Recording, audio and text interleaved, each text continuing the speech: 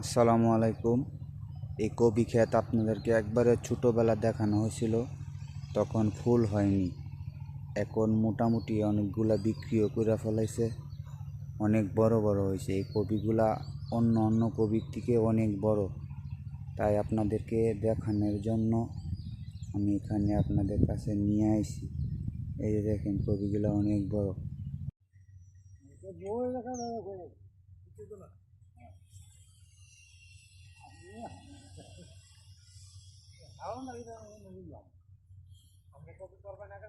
না না কবি আর কারণ দিতে লাভ আছে কবি কবি এর কারণ দিতে লাভ আছে। হ্যাঁ হ্যালো